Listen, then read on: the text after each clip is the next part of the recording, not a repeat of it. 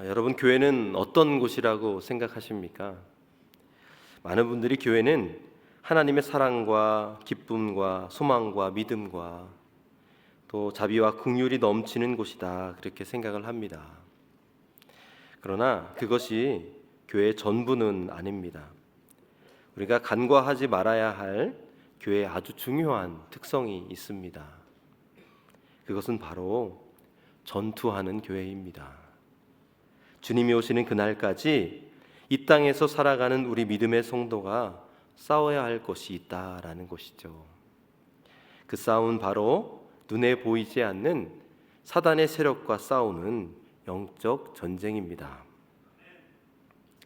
오늘 말씀 이전 단락을 보면 바울은 살아가면서 자연스럽게 만들어지는 관계성 안에서 믿음의 성도들이 어떻게 하나님의 뜻대로 잘 살아갈 수 있는지를 설명해 주고 있습니다.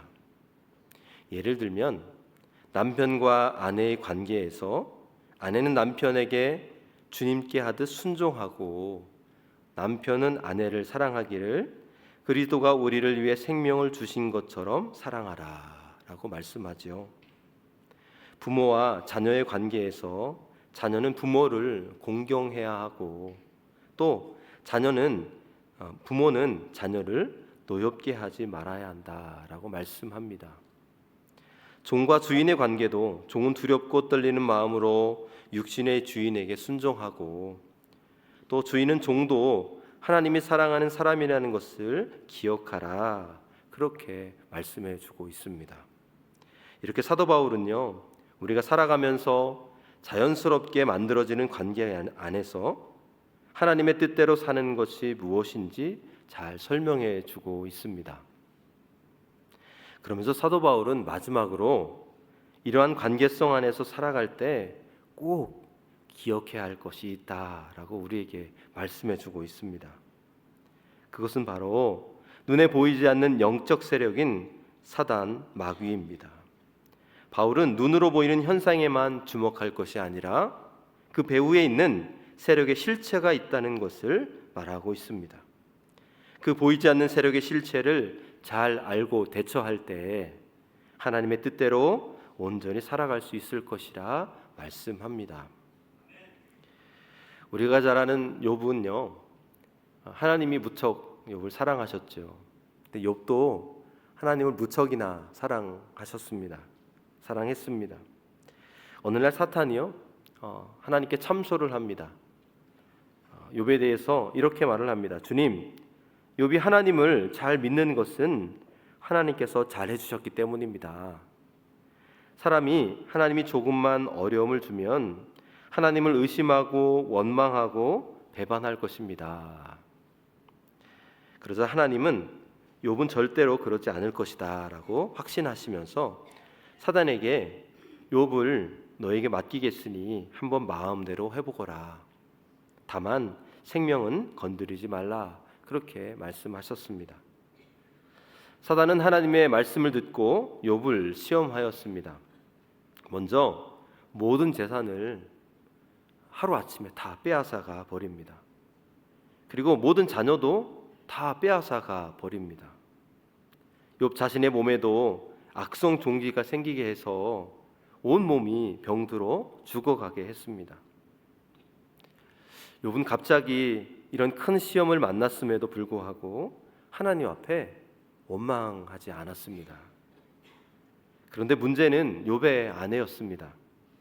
욥의 아내가 모든 과정을 지켜보다 도무지 참을 수가 없었습니다. 그리고 남편에게 이래도 당신은 여전히 신실함을 지킬 겁니까? 차라리 하나님을 저주하고 죽는 것이 낫겠습니다 라고 말을 했습니다. 욥의 아내가 이렇게 말했을 때 욥은 마음이 얼마나 아팠을까요? 얼마나 욥에게 상처가 되었을까요? 그런데 욥은 아내에게 아무 말도 하지 않았습니다. 왜 그랬을까요? 그것은 아내와 싸울 문제가 아니라고 생각했기 때문입니다. 욥은 하나님을 저주하고 죽으라는 이 아내의 말이 상처가 되었지만 아내와 싸울 문제가 아니었음을 깨달았던 것입니다. 그리고 욥은 그런 상황에서도 오히려 하나님을 찬송하죠. 주신 분도 주님이시요 가져가신 분도 주님이시니 주님의 이름을 찬양할 뿐입니다. 이렇게 욥은 눈에 보이지 않는 영적 세력을 알았기 때문에 분별할 수 있었고 그 영적 전쟁에서 승리할 수 있었습니다. 여러분, 사도 바울이 우리에게 마지막으로 당부하고 있는 것이 바로 이것입니다.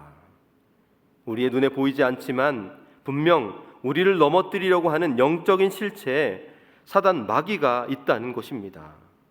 이 영적 실체를 알 때 우리는 사람과 싸우지 않을 수 있고 영적인 싸움에서 승리할 수 있습니다. 하나님의 뜻 가운데 온전히 살아갈 수 있다라고 우리에게 말씀해 줍니다.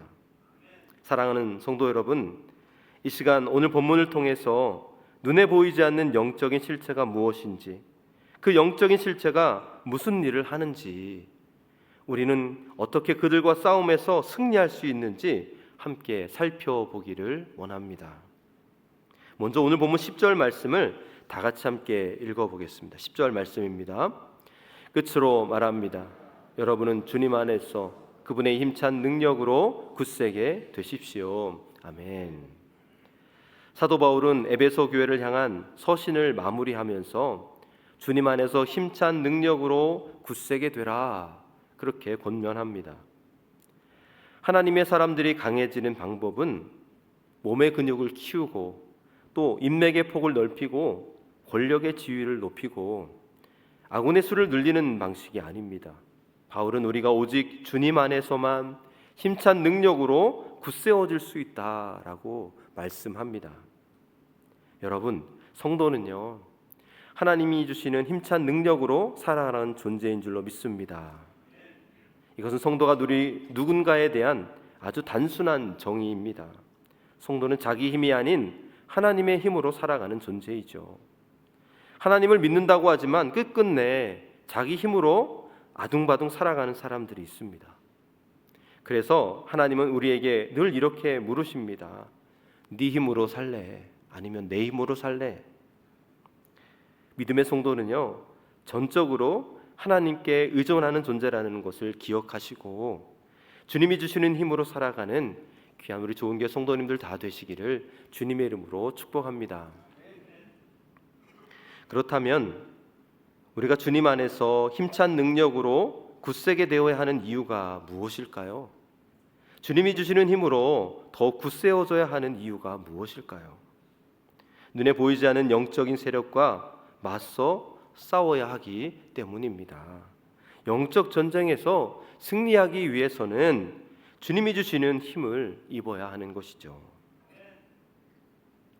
오늘 본문 12절 말씀에는요, 싸움의 대상인 영적인 세력에 대해서 우리에게 구체적으로 설명해 주고 있습니다. 12절 말씀을 다 같이 함께 한 목소리로 읽겠습니다. 우리의 싸움은 인간을 적대자로 상대하는 것이 아니라 통치자들과 권세자들과 이 어두운 세계의 지배자들과 하늘에 있는 악한 영들을 상대로 하는 것입니다. 아멘. 사도 바울이 뭐라고 말씀하고 있어요? 먼저 우리의 싸움의 대상은 인간이 아니라고 말씀합니다.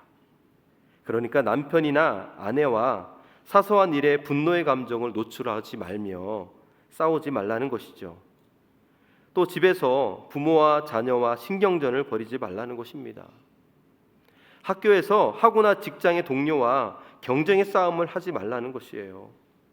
회사에서 사장이나 직원과 원수를 맺지 말라는 것입니다. 이러한 인간을 적대자로 삼는 것은 핀트가 나간 것이고 번지수를 잘못 짚은 것이라 말씀하고 있습니다. 비록 우리에게 상처를 주고 아프게 하고 억울하게 하고 손해를 끼쳐도 그들은 여전히 우리의 사랑과 섬김의 대상이며 결코 싸움의 대상이 아닙니다. 그들과의 싸움에서 승리의 기쁨을 누리려고 하지 말아야 합니다. 어제였습니다. 저의 딸이 교회에서 중등부 찬양 연습을 한다고 해서 차로 태워다 주게 되었습니다. 그런데 시간이 늦었다는 이유로 서로 마음이 상하게 되었어요. 차를 타고 오면서 시시비비를 가리게 되었습니다. 감정이 상한 상태여서 이 시비를 가리려고 하니 서로 마음이 더 상하게 되었어요. 그리고 아직 사춘기라서 이 사춘기의 논리를 이길 수는 없더라고요. 그것을 알면서도 제가 또 그렇게 시비를 가리려고 했던 저의 모습이 참 안타까웠습니다. 그렇게 딸아이를 올려보내고 사무실에 와서 설교를 준비하려고 하니 설교가 잘 안 잡혔습니다. 사실 그냥 잘 넘어갈 수도 있는 일이었는데 이 감정이 먼저 앞섰던 것 같습니다.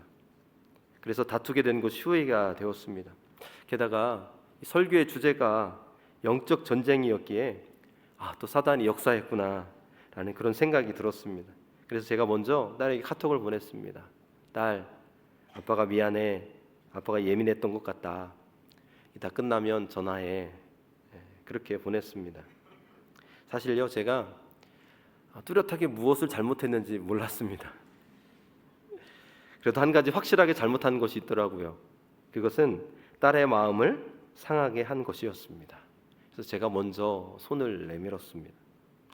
그랬더니 좀 마음이 편해졌습니다. 그리고 연습이 끝나고 다시 집으로 데려다 줄 때에는 반갑게 웃는 얼굴로 그렇게 데려다 주게 되었습니다. 그렇게 집에 데려다 주고 교회로 돌아오는 길에 하나님이 내일 설교 예하로 쓰라고 이런 일을 주셨나 보다, 그런 생각을 해보게 되었습니다. 여러분, 우리 인간은요 싸움의 대상이 아닌 줄로 믿습니다. 우리 주위에 사랑하는 사람들이 있잖아요. 그분들은 싸움의 대상이 아니에요. 그분들과 싸우지 마시기 바랍니다.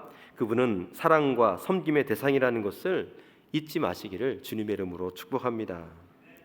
성경에 보면요, 예수님께서 눈에 보이는 인간이 원수일지라도 싸우지 말아야 함을 우리에게 말씀해 주셨습니다. 누가복음서 6장 27절에서 28절 말씀인데요, 우리 다 같이 함께 읽어보겠습니다. 그러나 너희 듣는 자에게 내가 이르노니 너희 원수를 사랑하며 너희를 미워하는 자를 선대하며 너희를 저주하는 자를 위하여 축복하며 너희를 모욕하는 자를 위하여 기도하라. 아멘. 예수님은요, 인간이 원수라 할지라도 싸우지 말라라고 그렇게 말씀합니다. 만약 우리가 싸움의 대상을 혼동하면 주님이 주시는 이 명령을 거스르는 자가 될 수 있습니다. 그러면 누구와 싸워야 할까요? 우리 싸움의 대상은 누구입니까? 영적 실체인 통치자들, 또 권세자들, 이 어두운 세계의 지배자들, 하늘에 있는 악한 영들과 상대하는 것인 줄로 믿습니다. 우리는 이러한 영적 세력들과 하나님의 전신갑주를 입고 주님이 주시는 힘으로 싸워야 합니다. 오늘 보면 11절 말씀을 보면요, 악마의 관계에 맞설 수 있도록 하나님이 주시는 온몸을 덮는 갑옷을 입으십시오, 이렇게 말씀합니다. 이 말씀은 우리가 하나님이 주시는 전신갑주로 무장하고 사단 마귀와 싸워야 하는 이유를 말씀해 줍니다. 그것은 바로 악마의 관계 때문이라는 것이죠. 여기서 이 악마의 관계는요, 거짓으로 우리를 속이고 넘어뜨리는 사단 마귀의 역사를 말합니다. 사단과 마귀의 궁극의 목적은 바로 인간을 하나님과 분리시켜서 하나님께서 원하시는 삶을 살지 못하게 하는 것입니다. 거짓과 속임수로 우리를 하나님과 분리시켜서 하나님의 구원에서 멀어지게 하기 위함입니다. 그 거짓과 속임수를 살펴보면 이렇습니다. 먼저 그들은요, 그럴싸하게 거짓을 진실인 것처럼 속이는 일을 합니다. 우리가 잘 아는 창세기 3장에 보면 뱀이 하와를 유혹하면서 이런 말을 합니다. 너희는 절대로 죽지 않을 것이다. 하나님의 말씀을, 이것은요, 로마서 6장 23절 죄의 삭은 사망이라는 이 하나님의 말씀을 정면으로 거슬러서 죄가 마치 큰 기쁨을 가져오는 것처럼 아담과 하와를 미혹하고 있습니다. 이렇게 사단 마귀는요, 거짓을 진실인 것처럼 속이는 일을 합니다. 우리는 여기에 속지 말아야 합니다. 잘 분별할 수 있어야 합니다. 둘째로 성경을 왜곡되게 인용한다라는 것이에요. 마태복음 4장 6절을 보면 사단이 예수님을 유혹하는 말을 합니다. 내가 하나님의 아들이거든 여기에서 뛰어내려 보아라. 성경에 기록하기를 하나님이 너를 위하여 자기 천사들에게 명하실 것이다. 그리고 그들이 손으로 너를 떠받쳐서 너의 발이 돌에 부딪히지 않게 할 것이다 하였다. 사단이 이 말은 시편 91편 11절에서 12절을 인용한 것입니다. 사단 마귀는 예수님을 유혹하는데 이렇게 기록된 말씀으로요, 교묘하게 유혹하고 있습니다. 예수님을 이렇게 유혹하는데 우리 성도는 어떨까요? 여러분, 우리 성도는 더 많은 것으로 유혹하지 않겠습니까?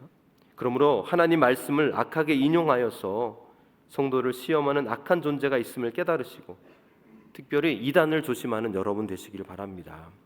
잘못된 이단에 빠지면 헤어나기가 힘들 수 있습니다. 하나님의 말씀을 교묘 이용하여 우리를 죽이려는 이단들을 조심하는 여러분 되시기를 바랍니다. 세 번째로요, 그들은 광명의 천사로 위장하기도 한다라는 것이에요. 고린도전서 11장 14절을 보면 그러나 놀랄 것도 없습니다. 사단도 빛의 천사로 가장합니다 라고 말씀합니다. 바울은 고린도 교회에 침투하여 복음을 회방하고 또 고린도 교인들을 이간하는 자들이 곧 빛의 천사처럼 가장하여 온다라고 그렇게 말씀해 주고 있습니다. 그렇습니다, 여러분. 사단 마귀는요, 절대로 무서운 모습으로 우리에게 다가오지 않습니다. 빛의 천사처럼 아주 친절한 모습으로 우리에게 다가오는 것이죠. 그래서 우리는 잘 분별할 수 있어야 합니다. 네 번째로 사단은 하나님의 능력을 모방하기도 한다라는 것이에요. 데살로니가후서 2장 1절 이하에 보면 사도 바울은 주님이 재림하는 날이 이미 도래했다는 헛소문에 미혹되지 말 것을 권면하고 있습니다. 그러면서 9절에 그 악한 자는 나타나서 사단의 힘을 빌려 온갖 종류의 거짓된 기적과 표징과 놀라운 일들을 행할 것입니다. 이렇게 말씀합니다. 사단 마귀는 주님께서 이 땅에서 행하였던 기적들을 위장하여서 우리를 미혹한다라고 말씀하고 있습니다. 여러분, 이처럼 우리가 사단 마귀의 유혹에 넘어가지 않으려면요, 영적으로 깨어 있어서 분별해야 합니다. 그들의 거짓과 속임수를 분별하지 못하면 그들의 계략에 넘어가서 하나님의 구원에서 멀어질 수 있습니다. 그러므로 오늘 본문은 사단 마귀의 계략에 대적하기 위해 하나님이 주시는 온몸을 덮는 갑옷으로 무장하라, 그렇게 말씀하고 있습니다. 우리가 말하는 하나님의 전신갑주로 무장해야 하는 것이죠. 우리의 전 인격의 삶 전체를 하나님의 갑옷으로 무장할 때 악마의 관계에 대적하여 넘어지지 않을 수 있는 줄로 믿습니다. 얼마 전 저에게 작은 행운이 찾아왔습니다. 자주 다니는 마트에서 이벤트를 한 적이 있었는데요, 얼마 이상을 사면 자동적으로 경품에 응모가 되는 그런 방식이었습니다. 어느 날 저에게 043으로 전화가 오는 거예요. 그래서 저는 043으로 오는 전화를 잘 받지 않거든요. 근데 몇 번이고 이렇게 전화가 오는 것이 보였습니다. 그래서 뭐지 하고 이렇게 받게 되었어요. 그런데 빵빠레가 울리면서 경품에 당첨되었습니다. 2등에 당첨되었습니다. 그래서 경품을 받아가세요. 그래서 제가 경품이 무엇냐고 물어봤습니다. 영화 티켓 3장입니다. 참 하나님이 우리 가족이 3명인 걸 어떻게 잘 아시고 딱 3장을 주셨다고 감사하면서, 그리고 오랜만에 가족과 영화를 보러 가게 되었습니다. 이제 코로나 이후 처음으로 영화관에 갔었던 것 같아요. 그래서 이게 영화를 보게 되었는데 이 제목이 엘리멘탈입니다. 혹시 보신 분도 있을 것 같은데요, 이 디즈니 픽스사에서 만든 애니메이션 영화입니다. 근데 영화를 보면서 참 많은 감동을 받았어요. 우리 가족 모두 다 참 큰 감동을 받았습니다. 이 영화를 제작한 감독이요, 재묘교포 2세라고 합니다. 그래서 이 한국인 부모님을 생각하면서 한국인의 감성을 영화에 많이 담았다고 그럽니다. 아빠를 아슈파로 부른 것, 또 집 모양을 아궁이에 또 가마솥과 같은 그런 비슷하게 만든 것들, 또 한국인만 느낄 수 있는 부모님에게 절하는 모습, 또 부모의 희생에 공경할 줄 아는 그런 독특한 그런 감성을 담았습니다. 그래서 참 친근감이 있었습니다. 이 엘리멘탈이라는 단어는요, 지구를 구성하는 4대 원소를 말합니다. 흙, 또 물, 불, 바람, 이것을 말하는 것이죠. 그러니까 이 흙, 물, 바람, 불이 바로 등장인물로 등장을 합니다. 그래서 이들이 엘리멘트 시티에 다들 모여 살게 되는데요. 이 주인공인 불의 원소 출신 엠버와 물의 원소 출신 웨이드가 서로 달라도 너무 다른데 그렇게 다름에도 불구하고 서로 아름답게 사랑하는 모습이 참 예쁘게 보였습니다. 물과 불이 사랑하는 거예요. 어떻게 이 물과 불이 사랑하는 걸 저렇게 표현할 수 있을까 이렇게 생각할 정도로 참 예쁘게 그것을 잘 그려내었습니다. 그래서 딸이 그렇게 말을 했어요. 자기 이상형이 저 웨이드 같은 남자라고, 저 웨이드 같은 남자를 만날 거라고 얘기했습니다. 그래서 제가 저런 남자는 아빠밖에 없어. 못 만난다. 그래서 제가 그렇게 말해주었습니다. 특별히 이 불의 원소인 엠버가 입고 있는 옷이요 참 인상적이었습니다. 그래서 불의 원소로 이루어진 그녀의 몸을 덮고 있는 것이잖아요. 그래서 이 불에 타지 않는 것이어야 됐어요. 그러면 쇠로 만들었을까? 이런 쇠가 녹는도 1,500도이거든요. 근데 그 웨이드가 화가 났을 때 이 보라색 불빛이 나오거든요. 근데 그게 2,000도가 넘는다고 해요. 그럼 쇠도 다 녹아버리잖아요. 그래서 쇠도 아닐 것이라는 생각이 들어서 집에 와서 한번 찾아보게 되었습니다. 저 엠버가 입고 있는 옷이 어떤 것으로 만들어졌을까 그랬더니 보석으로 만들었다고 그래요. 보석으로. 그러니까 불에 타지 않는 보석으로 만들었다고 합니다. 그래서 그 웨이드를 잘 지킬 수 있었고 또 그 불로 인해서 상대방에게 옆에 있는 자들에게 피해를 가지 못하도록 그렇게 만들었다라고 얘기를 합니다. 저는 오늘 말씀을 묵상하면서요, 이 엠버가 입고 있는 어떤 불에도 녹지 않는 옷처럼 우리가 입어야 하는 하나님의 전신갑주가 이런 모습이지 않을까 생각을 해보게 되었습니다. 그 어떤 사단 마귀의 거짓과 속임수도 뚫을 수 없는 그런 하나님의 전신갑주를 말입니다. 그러면서 오늘 사도 바울은요, 이 하나님의 전신갑주를 무장해야 된다 우리에게 말씀해주고 있습니다. 이 요소 조목조목 말씀하면서 그 하나님의 전신갑주에 대해서 우리에게 말씀해주고 있는데요. 그 전신갑주의 요소들을 살펴보면 이렇습니다. 먼저 진리의 허리띠로 허리를 동이라 그렇게 말씀합니다. 당시에는 통으로 된 원피스를 입었다고 합니다. 그래서 활동을 하려면 우선 허리띠로 허리를 묶어야 했습니다. 마귀의 관계에 대적하려면 가장 먼저 해야 하는 일이 진리로 허리띠를 묶는 일입니다. 하나님의 말씀이 기초가 되어야 함을 말씀해주고 있는 것이죠. 우리가 집을 그릴 때 여러분들 집을 그릴 때 가장 먼저 그리는 것이 무엇입니까? 우리는 대개 지붕을 먼저 그리게 되죠. 지붕을 먼저 그리고 그 밑에 이제 여러 가지를 그리게 됩니다. 그런데요, 이 신영복 선생님은 쓴 글에 보면 그것이 아님을 보고 놀랐다라고 하는 글을 쓴 적이 있습니다. 글은 이렇게 적고 있어요. 나와 같이 징역살이를 한 노인 목수가 있었습니다. 언젠가 그 노인이 뭔가를 설명하면서 땅바닥에 집을 그렸습니다. 그 그림에서 받은 충격을 잊을 수가 없습니다. 먼저 주춧돌을 그린 다음 기둥, 도리, 들보, 석가래, 지붕의 순서로 그렸기 때문입니다. 일하는 사람의 그림이었습니다. 세상에 지붕부터 지을 수 있는 집은 없습니다. 그럼에도 불구하고 지붕부터 그려온 나의 무심함이 부끄러웠습니다. 나의 서가가 한꺼번에 무너지는 낭패감이었습니다. 집을 그리기만 하는 사람은요, 이 지붕부터 그려도 무방할 겁니다. 그러나 집을 짓는 사람은 그렇지 않습니다. 신앙생활도 마찬가지이죠. 실제로 신앙생활을 잘 하려면 하나님의 말씀인 진리가 기초가 되어야 합니다. 다른 것이 그 자리를 대신한다면 신앙생활이 아니라 종교생활이 될 것입니다. 두 번째로요, 정의의 가슴막이로 가슴을 가리고 버티어 서라 그렇게 말씀합니다. 갑옷에는 가슴을 보호하기 위해 구리로 된 쇠 조각으로 그렇게 가슴을 막아놓고 있습니다. 생명에 직결된 부분이기 때문이죠. 개역 개정 성경에 보면 의의 흉배다, 호심경이다라는 그런 말을 하고 있습니다. 그러니까 그것을 가슴에 그렇게 붙여서 가슴을 보호하는 일을 합니다. 여기서 이 가슴막이로 가슴을 가리는 것은요, 마음을 보호하라라고 하는 뜻입니다. 하나님을 향한 마음이 침해받지 않도록 해야 함을 말씀합니다. 그러므로 정의의 가슴막이라는 것은 어떤 일에도 하나님을 향한 마음이 흔들리지 않도록 지키는 일을 말하는 것이죠. 세 번째로 발에는 평화의 복음을 전할 차비를 하라라고 말씀합니다.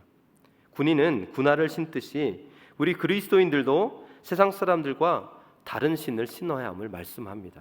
그것은 바로 평화의 복음의 신입니다. 이것은 우리가 발길을 닿는 곳마다 복음이 전파되게 하라라는 것을 말하는 것이죠. 여러분, 우리가 무슨 일을 하든지 어떤 일을 하든지 우리가 가는 곳에는 뭐가 전파가 되어야 됩니까? 복음이 전파가 되어야 된다라는 그런 뜻입니다. 네 번째로요, 믿음의 방패를 손에 들어야 된다라고 말씀하고 있어요.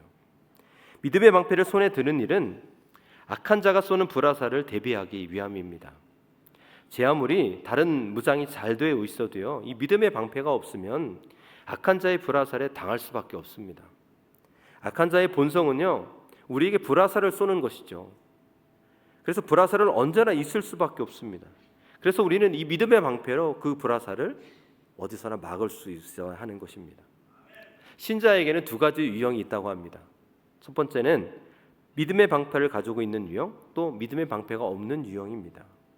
믿음의 방패가 없는 자는요, 늘 고슴도치 신세가 된다는 것이죠. 옆구리에 박힌 화살을 겨우 뺐는데 또 어깨에 화살을 맞습니다. 그렇다고 해서 사단에게 활을 그만 쏘라고 할 수도 없습니다. 그러므로 우리는 이 믿음의 방패를 꼭 들고 있어야 합니다. 사단에게 날아오는 그 불화살을 막기 위함인 것이죠. 다섯 번째로 구원의 투구를 써야 한다고 말합니다. 투구는 머리를 보호하는 것이죠. 나는 구원받은 사람이다 라는 이 생각이 항상 우리 머릿속에서 떠나야 가지 말아야 함을 뜻합니다. 히스기야가 종교개혁을 하면서요, 대대적으로 유월절을 지킨 것을 보게 됩니다. 또 나중에 요시야도 종교개혁을 하면서 유월절을 지키게 됩니다. 왜 유월절을 그렇게 대대적으로 지켰을까요? 그 이유는 하나님의 은혜로 구원을 얻은 것을 기념하는 날이기 때문입니다. 우리는 하나님의 은혜로 구원받은 하나님의 백성이다라는 사실을 다시 한번 일깨워주기 위함이었던 것이죠. 이처럼 구원의 투구를 쓴다라는 것은 나는 하나님의 은혜로 구원을 얻은 하나님의 백성이다라는 사실을 늘 잊지 말아야 함을 우리에게 말씀해 주는 것입니다. 여섯 번째로요, 성령의 검을 가져야 한다라고 말씀합니다. 지금까지 사용된 갑옷의 요소는 모두 방어용이었죠. 공격을 막는 것이었습니다. 그런데 이 성령의 검만이 공격을 하는 무기를 뜻하는 것입니다. 마귀의 관계에 넘어가지 않는 것이 아무리 중요해도 그것으로 우리가 그 관계를 막는 것, 우리가 방어하는 것이 다라고 생각할지라도 그것으로 다 할 수가 없다라는 것이죠. 적극적으로 마귀의 계략을 박살낼 수 있어야 합니다. 그래서 성령의 검이 필요한 것이죠. 그 성령의 검은 하나님의 말씀으로 하나님의 가르침을 생각나는 일을 하게 합니다. 그리고 그 깨우친 말씀대로 살게 하는 것이죠. 그러므로 어떤 사단의 공격도 이길 수 있게 되는 것입니다. 사랑하는 성도 여러분, 이 시간 눈에 보이지 않는 사단 마귀의 관계가 우리 모든 삶에 도사리고 있다는 것을 깨달을 수 있게 되시기를 간절히 바랍니다. 그러므로 하나님의 전신갑주로 무장하시기를 바랍니다. 진리의 허리띠로 허리를 동이십시오. 정의의 가슴막이로 가슴을 막고 버티어 서십시오. 발에는 평화의 복음으로 전할 차비를 하시고 어디든 가든 여러분들이 복음을 전하는 자가 되시기를 바랍니다. 믿음의 방패를 손에 들고 어떤 불화살이 달려온다 할지라도 그것을 막아낼 수 있는 여러분 되시길 바랍니다. 구원의 투구를 쓰십시오. 나는 하나님의 구원의 은혜로 구원받은 자입니다. 성령의 검을 가지고 하나님 말씀을 실천하면서 어떤 사단 마귀 역사의 공격에도 하나님 긍이 물리칠 수 있는 우리 모든 성도님들 다 되시기를 주님의 이름으로 간절히 축복합니다. 마지막으로 여러분, 제가 말씀을 준비하면서 하나님의 전신갑주로 무장하는 일이 무엇일까라는 생각을 해보게 되었습니다. 이것이 우리 신앙의 야성을 회복하는 일이 아닐까라는 생각을 해보게 되었습니다. 전신갑주로 무장한다라는 것은요, 전쟁을 치르는 군사를 떠오르게 하지 않습니까? 군사에게는 군인 정신이 있습니다. 군기가 있지요. 하나님의 전신갑주로 무장하는 자는 십자가의 군병으로서 이 신앙의 야성이 있어야 되는 줄로 믿습니다. 그래서 우리가 하나님의 전신갑주로 무장한다라는 것은요, 우리 신앙의 야성을 회복하는 일인 것입니다. 언제부터인지 교회에 이 신앙의 야성이 사라진 것 같습니다. 좋은 게 좋은 거라고 하면서 세상과 타협하고 신앙의 지조를 잃어버리고 있습니다. 믿음의 사람답게 살고야 말겠다고 하는 결연한 의지가 많이 사라져 버렸습니다. 우리나라 기독교 초기만 해도요, 이 신앙의 야성이 살아 있었습니다. 그때는 전부 목숨을 걸고 예수를 믿었어요. 그렇게 십자가 군병으로서 하나님의 전신갑주로 무장하여 어떤 사단의 공격에도 승리할 수 있었습니다. 오늘날 우리의 신앙이 어떻게 이렇게 무력하게 되었을까요? 그것은 우리 신앙에 사단 마귀 역사를 잘 보지 못하고 그 세력들을 인정하지 않고 안일하게 신앙생활을 했기 때문이 아닐까요? 그러니까 우리가 서로 다투고 싸우는 일이 일어나게 되는 것입니다. 이제는 신앙의 야성을 회복하실 수 있는 우리 좋은 교회 성도님들 다 되시기를 바랍니다. 그러면 다시 주님이 주시는 힘찬 능력으로 굳세게 되십시오. 하나님의 전신갑주로 무장하여 우는 사자와 같이 삼킬 자를 찾는 사단 마귀들과 싸워서 승리하는 우리 좋은 교회 성도님들 다 되시기를 간절히 축복합니다. 오늘 저녁부터 청주서지방 연합성회가 시작이 됩니다. 여러분, 이번 기회를 통해서 다시 성령의 충만으로 신앙의 야성을 회복하실 수 있는 우리 좋은 교회 성도님들 다 되시기를 바랍니다. 시간 참여하셔서 십자가 군병으로 또 신앙의 야성을 회복하시고 이런 가운데 능히 마귀의 대적들을 물리칠 수 있는 우리 모든 성도님들 다 되시기를 주님의 이름으로 간절히 축복합니다.